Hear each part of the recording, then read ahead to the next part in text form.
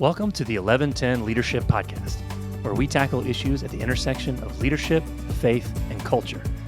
I'm your host, Rob Shields, Vice President of Strategy at 1110 Leadership, and I'm joined by my co-host, founder and CEO of 1110 Leadership, David Spickard. Proverbs 1110 lays out a bold and countercultural vision. When the righteous prosper, the city rejoices. We're here to ask, what does it look like practically to be this type of leader? Leaders willing to invest everything they have so that everyone around them can thrive. Join us on the journey as we lean in, listen, and learn how to become Proverbs 11:10 kind of leaders. The kind of leaders that make our cities rejoice. All right, David. Yes, Rob. We're back. We're back. This is episode 3. We've accomplished a lot.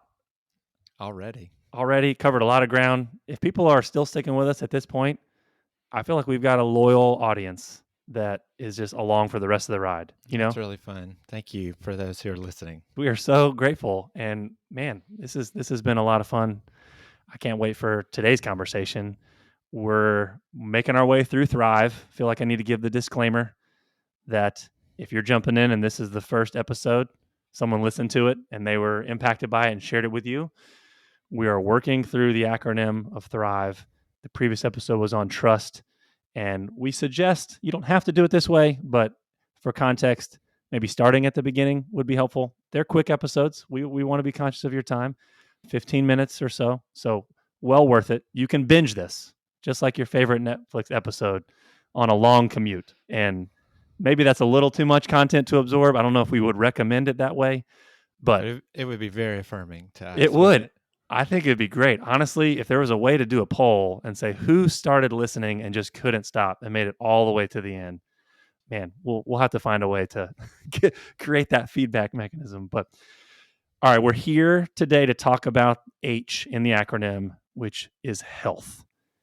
And we're going to talk about the way we work is killing us, which I thought was a great title. That really draws the listener in. David, we define health internally here, 1110 Leadership, as physical and emotional health of the leader and their employees.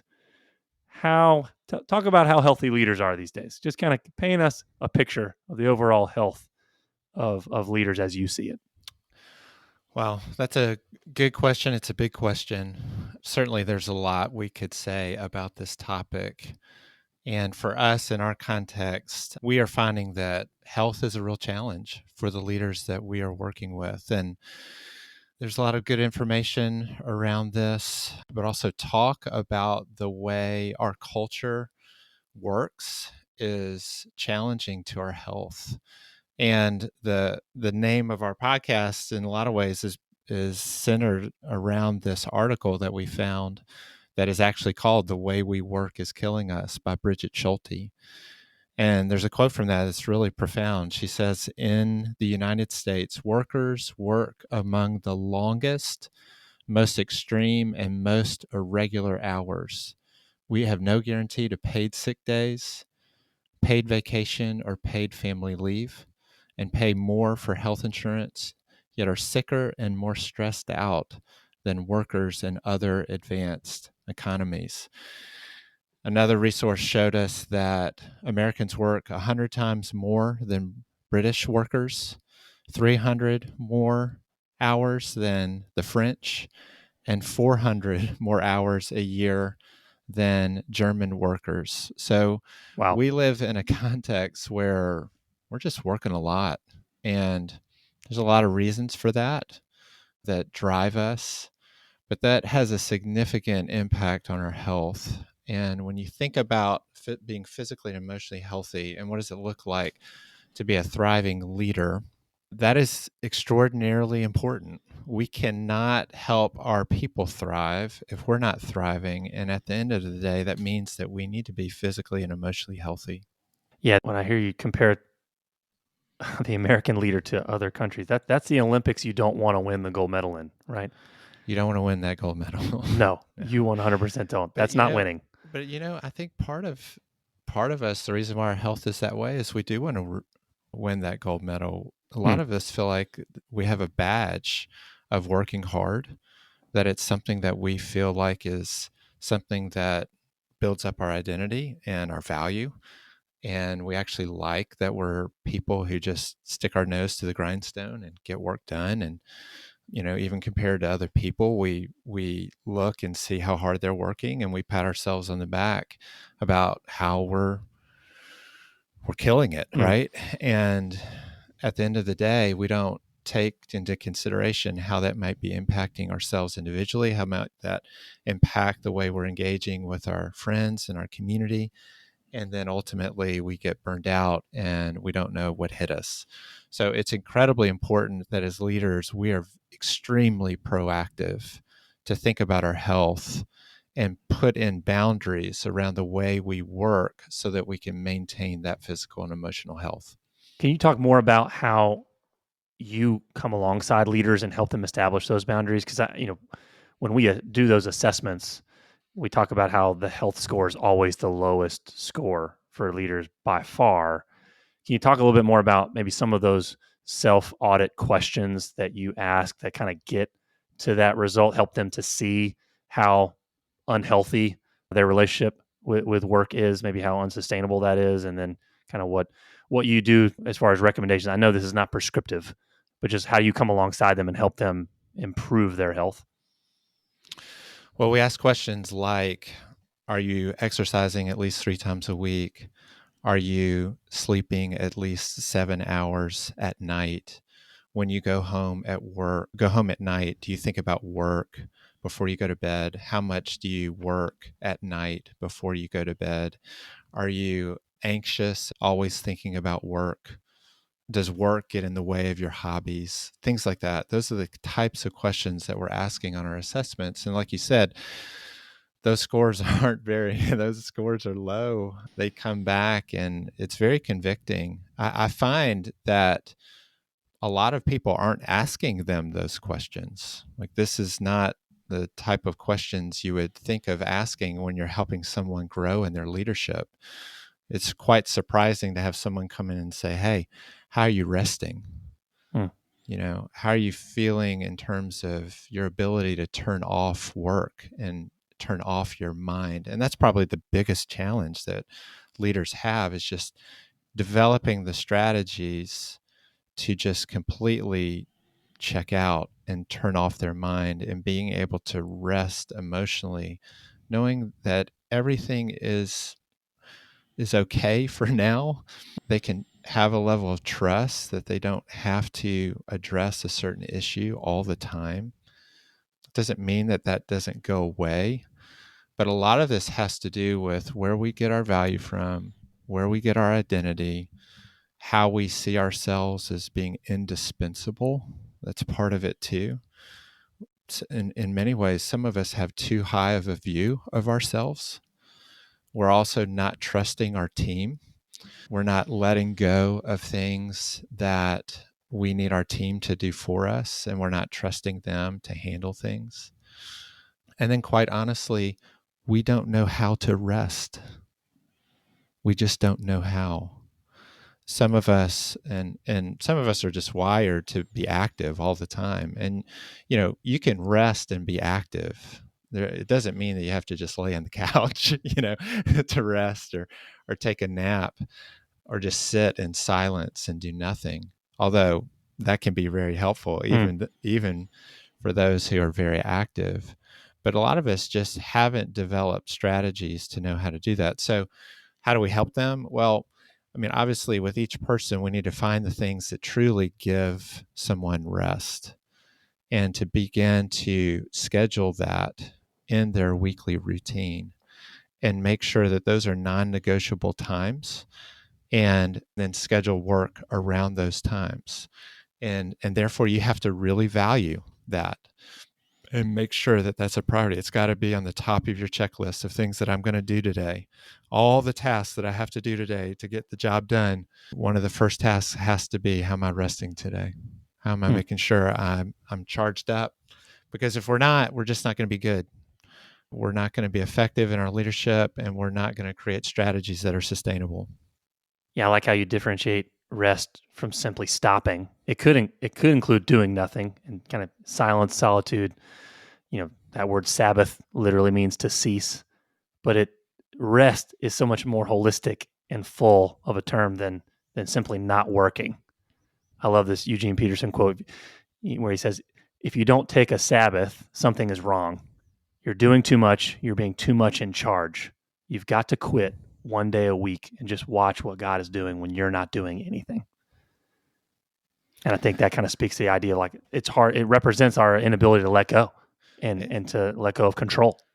Right. So if we're not resting, we really have to ask ourselves the question, do we really trust God? If we're a person of faith and believe that God is in control, He's always with us, never leaves us nor forsakes us, He's working through us, and that we're secure in Him, then if we are continually trying to churn like a hamster in a wheel, both physically and, emotionally, then we really have to ask the question, do I fully trust God? I like that we left space for people to reflect there. That's good. Well, I'm glad you took it there because this is a two-sided coin. It's physical health and emotional health. So let's talk about the emotional health side of this for a bit. That's getting a lot more and more playtime, airtime these days when it comes to things like emotional intelligence, EQ.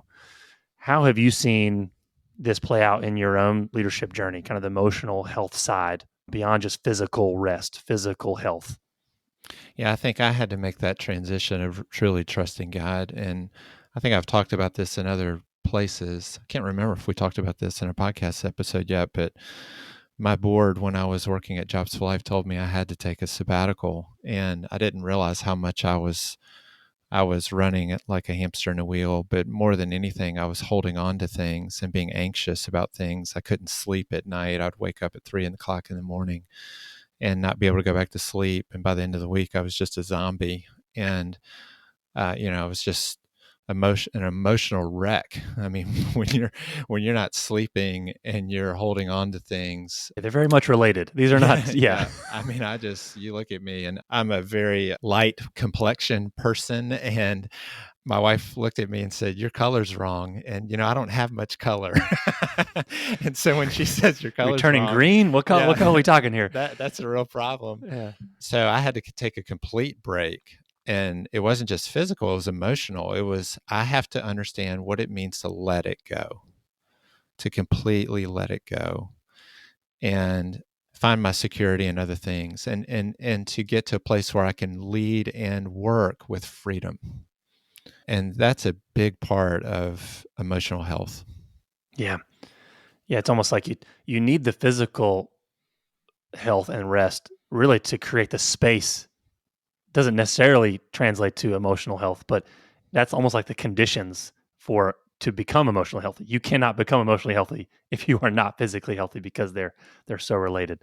I mean, we could go on forever. I think this is probably a whole nother episode that maybe we return to down the road around EQ because, man, I'd love to do a deep dive on that because, I mean, there's talking about breaking down the 4 quadrants of emotional intelligence, self-awareness, social awareness, self-management, relational management, talking about empathy. There's a lot of different things that honestly all relate to the different categories of Thrive, but I think are worth us kind of committing an entire episode to. But for the sake of time, we're going to keep going. We'll come back to that one. I'm sure it'll come up again as we navigate through all of these checkpoints here. So I can imagine at this point, David, a lot of our listeners who are leaders, if they aren't careful, could fall into the trap of kind of simply making this another item on their to-do list, right? The framework doesn't change. So the way they hear it, there's like, okay, yeah, tell me how to rest and I'll just check it off, make sure I'm doing it. But you're really talking about shifting their entire relationship to work, kind of a paradigm shift, if you will. So much more than just a simple productivity hack, which makes this, I think, a lot more difficult to do. So I guess my question is what we're saying even possible? Like, can people do this? Well, yes, is to answer your question. It's a huge challenge because we have to recondition ourselves to a totally different mindset. And I would say what's helped me over the last few years is understanding this concept of what it means to work out of my rest rather than just rest from my work. And that's an understanding of how the gospel, those of us who follow Jesus, it invites us to just a deep, soul satisfying rest where we not only have that rest eternally so that we know our future is secure, but we can experience that today, that we can have deep rest today. And so people who work out of their rest rather than just rest from their work, they're people who are content, they're free, they can be calm even when things are really tough, and they have to cling to God's promises and just know that those promises are going to be true, and that the security he offers is there for them all the time. Our worst case scenario is living with eternal bliss in a new heavens and a new earth where everything works. That's our worst case scenario for those who truly believe in Jesus and what he offers. And so that should really animate the way we work and the way we think about rest. So we work out of the reality that we're okay, that our future is secure, and therefore we don't have to work ourselves to the bone, both physically and emotionally, only just to collapse at the end of the week. And then we just rest on the weekend and then just try to do it again the next week. But no, we work out of our rest. The idea of Sabbath is this idea that it's the first thing. Rest is first, not last. And so when we know we are secure and content and free, we can then approach work from a totally different perspective, knowing that our future is secure and that we can truly place all of our trust in God. Yeah, and I love what that sets up. And again, this will be as our listeners go along this journey as we work through Thrive and set up kind of the future of, what makes this podcast distinct is this three-legged stool of faith, leadership, and culture. And I love how when we do our Just Leadership groups, when we're doing a deep dive on the very front end, we start with rest, and we're saying, hey, you can't really engage issues of culture, and really be a restorative presence in your community as a business leader or any type of leader if you're not resting, because you're not going to have the margin required to kind of move into your community to weave health and wholeness, from an empty cup, right? You've got to be full there, which means you've got to have rest as a rhythm.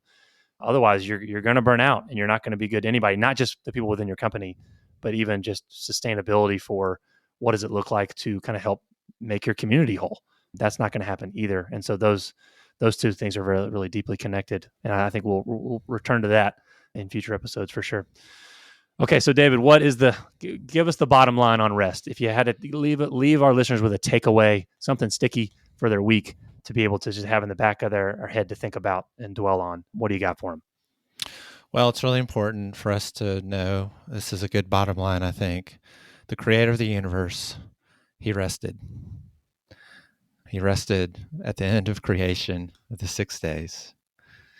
And it's a gift, Sabbath. The idea of Sabbath is a gift. And a lot of us, including me, think it's an obligation, just something that makes me feel like I'm doing the right thing. But actually, it's a gift. And it's meant to be a weekly gift. So I would encourage us all to consider, what does Sabbath look like as a weekly rhythm? And that can look like a lot of different ways, depending on your circumstances, your season of life, where you are, what gives you rest. But it's extremely important, again, that we build this into our weekly rhythm, just like we want to build into each day a level of rest, and then we do our work schedule around that. But in our weekly rhythm, this is a gift that God gives us to remind us that we are content, we are free, He is in control, and we can drink from that well of soul-satisfying rest that only He can offer. Yeah, it's so good. What does that look like to begin to work out of my rest rather than rest from my work? I love the way that just flips the paradigm on its head. And I think that's something that our listeners could just have in the back of their head and ask themselves as they go into their work week. So All right, David. Until next time. Thank you, Rob. To learn more about 1110 Leadership, visit our website at 1110leadership.com. That's the numerals 11, then spelled out TEN leadership.com. That's 11 TEN leadership.com. There you'll find more resources to equip you on the journey of becoming an 1110 leader. You can also get connected to our growing leadership network. If you've enjoyed this episode, share it with a friend. To help others find us, you can also rate and review us on Apple Podcasts or wherever you listen to podcasts.